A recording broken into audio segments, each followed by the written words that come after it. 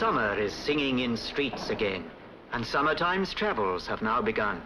The cuckoo sings of the burnished grain, and long journeys gilded by the sun. We soon have the holiday passenger traffic with us. But between us, I think we can deal with all their... The superintendent of operating speaks in the ears of his timetable brains, who sit in their offices calculating how to fit in fast summertime trains. Cudgel your brains for summertime trains. Draw in a train for the passengers waiting to hear cuckoos singing a Highland fling. Draw in a line for a non-stop to Edinburgh over the Tyne. And so the new service comes into its hour. The morning is June, the weather is fine. At King's Cross Depot of Motive Power, the drivers come in to sign on the line. Bob Marrable, top-link train driver, who's always a punctual arriver, wears boots, footplate size, has colour-light eyes, and engine oil in his saliva. Rolly Russell, his mate in the team, often sprays out his tonsils with steam and treats gravel rashes by damping down ashes and using the paste like Cold Creek. The 9:30 non-stop train to Edinburgh, the Elizabethan, will leave from platform 5. Passengers for Dundee and Aberdeen travel in the front of the train. At King's Cross, the coaches are filling with passengers. Porters are willing to carry their cases and find them their places for a tenner or even a shilling. The Elizabethan will leave from platform 5. Passengers for Dundee... Like a general gathering forces, the chef's checking up his resources. All the pains in your belt Mr. Wheeler can melt and roll your eyes round with his sauces.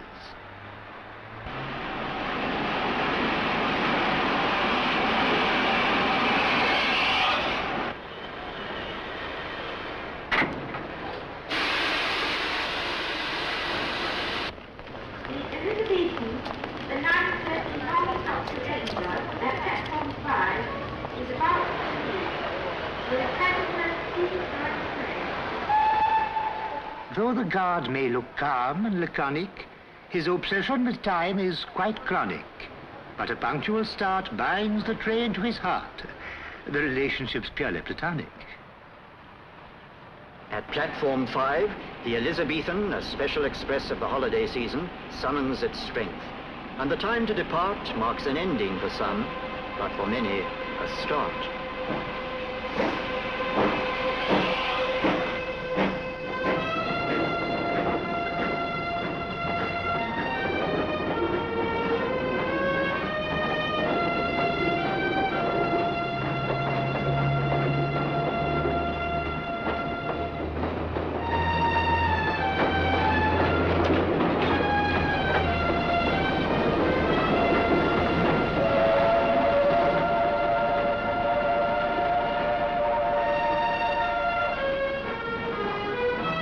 As the engine goes with a swing and a shine past the engine sheds, there's a man on the line who gave her that shine. He's the fitter. His was the skill, his the hands that uncoupled her rods, stripped her gear, packed her glands with his firm, skillful hands.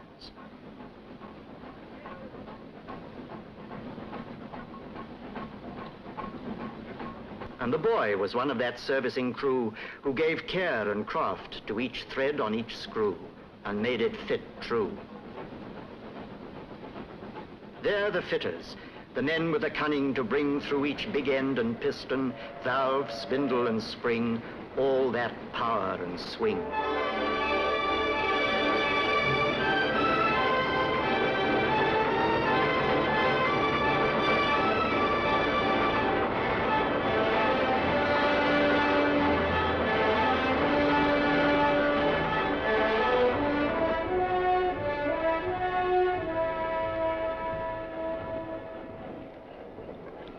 The buffet's archdeacon of elegance serves coffee with impartial sentiments, cigars for the swells, bath buns for blonde belles, and fags for the lads in the regiments.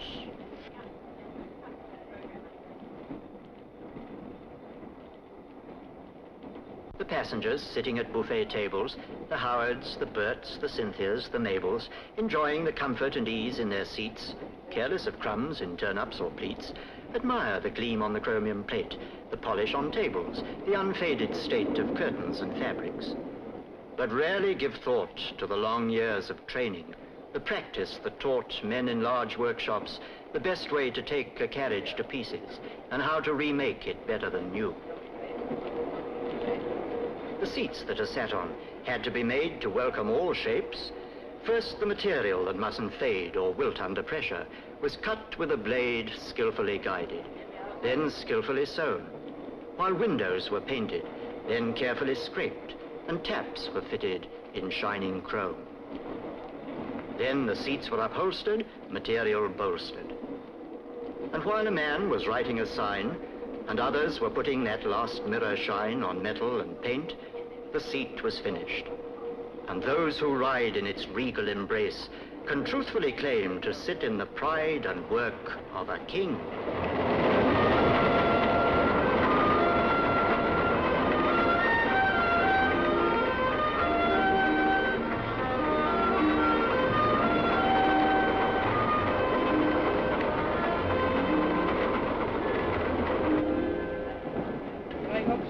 As time gets on, so people get thinner, unless they take lunch or midday dinner. So the kitchen car prepares to fill the waistcoat of Jack and the waistline of Jill.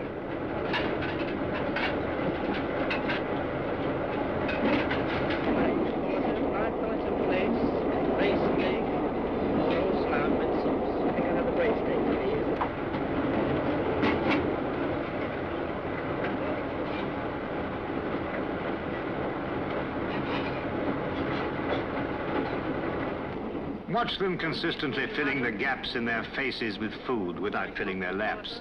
They wouldn't be eating as smooth in most cars, or ocean steamers, or even some bars. As undisturbed as Robinson Crusoe by the train's motion, they swallow their meats. What in the railways allows them to do so? One of the factors enabling these feats of filling stomachs without filling laps is the state of the track, which depends on these chaps of the maintenance gangs. The chaps who see that the rails are tight in their several chairs, who see that they're straight and on the level, unlike crooks or stairs, who see that the chairs are firmly fixed, that no evil disturbs the sleepers, who see that the gap's not been stretched in the night by clandestine creepers, who see that this very important small gap will not cause any damage by wrapping some diner's first-class Adam's apple in chicken or cabbage, who see that the passengers riding in clover can take meals on velvet at 90 or over,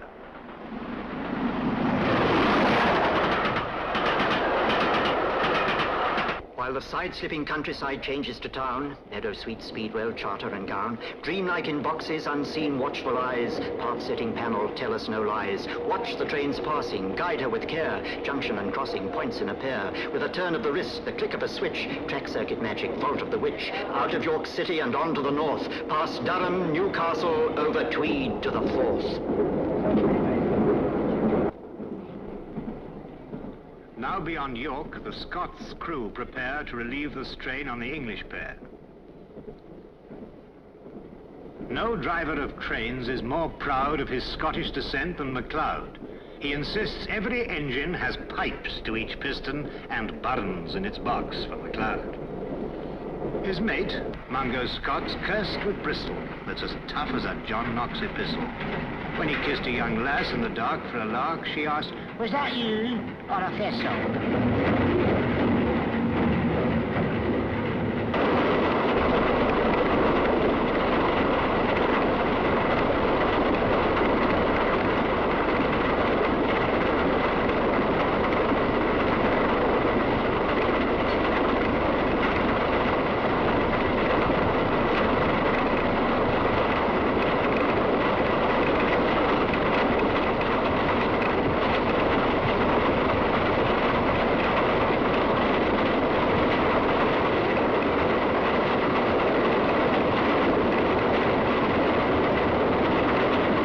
Sir Nigel Gresley designed his A4 with the speed of a greyhound, the strength of a boar.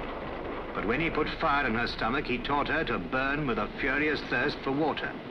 So when she approaches a water trough, watch Fireman Mungo doing his stuff.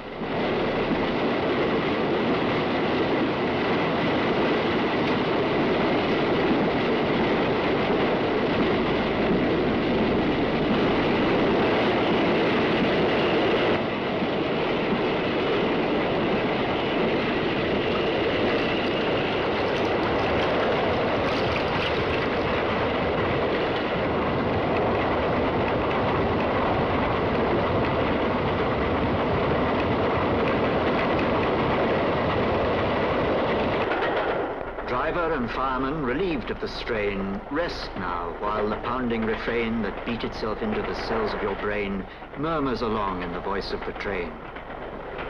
God, keep your watch on this world of corridors, coaches, while passengers curled in safeguarded rest are rapidly swirled past the vision of Durham, swiftly unfurled.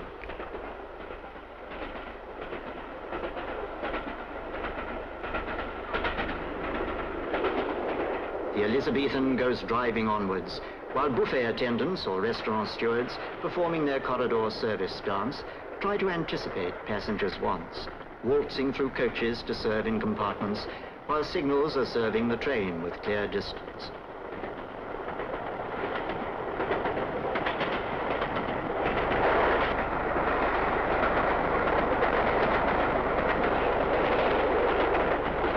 Sometimes breaking this smooth onward flow, though the home signal's clear, the distance says slow.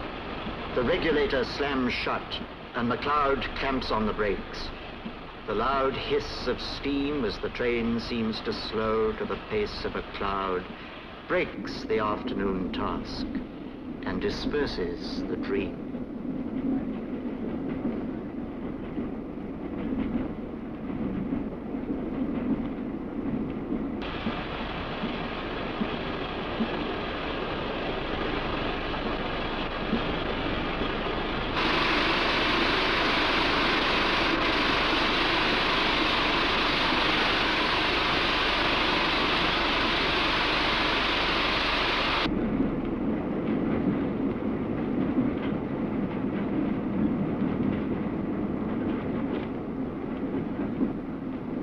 At the end of these wires sit men in control rooms, like prompters assisting the course of a play, breathing out words like Arabian perfumes. Too bad there's no record of just what they say. They watch every train that moves in their region of thousands of miles of railway distance and try to forestall any slightest suspicion of slack that might make its unholy appearance. But while every passenger knows the importance of his own special train arriving on time, the men in control rooms must weigh in the balance the claims of 1,109. But the Elizabethan's a particular, special, never more smiled upon non-stop train. Nothing must stop her. The order's official, and lateness could cause operational pain. And at last, the ultimate cause of the slack over the hills far away up the line is cleared. And the train picks up speed on the track through Newcastle City and over the Tyne.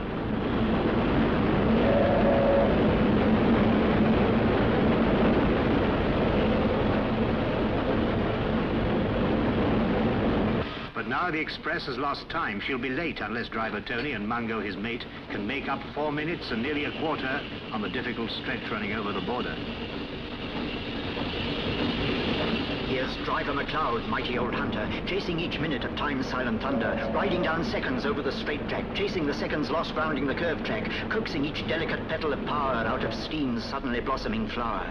Here's muscular Mungo, hard-handed toiler, who keeps water flowing round the tubes of the boiler, keeps up the pressure, heaves tons of coal on, makes sure his driver's got enough steam to roll on, bends till his backache shifts as his feet work, rhythmically swinging to make boiler heat work.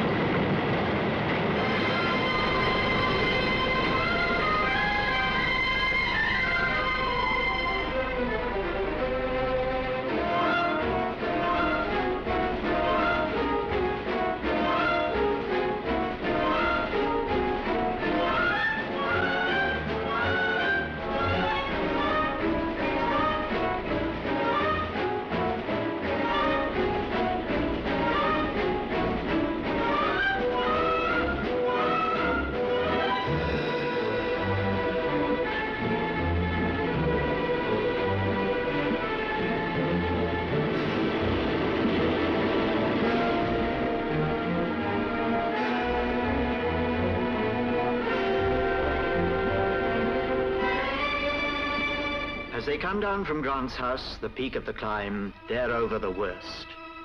And she's running on time.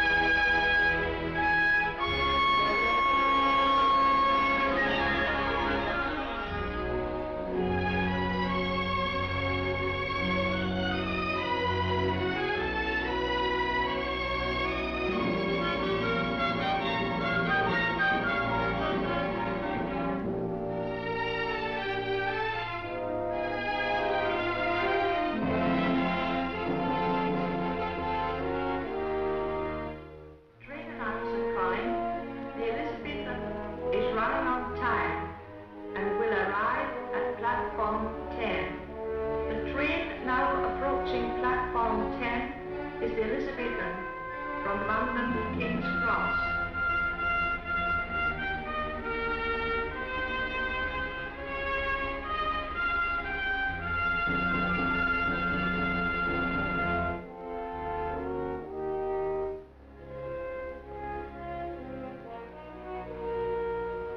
Mr. Arnott of Waverley Station has a very high sense of occasion. If a train's a non-stopper, his topper is proper. His Hamburg's for trains of low station. The Elizabethan that's now arriving at platform 10 in Waverley Station left London at 9:30 sharp this morning with mothers, with sons in high expectation, with fathers, with daughters, of pounding the path non-stop from King's Cross in 6 hours and a half.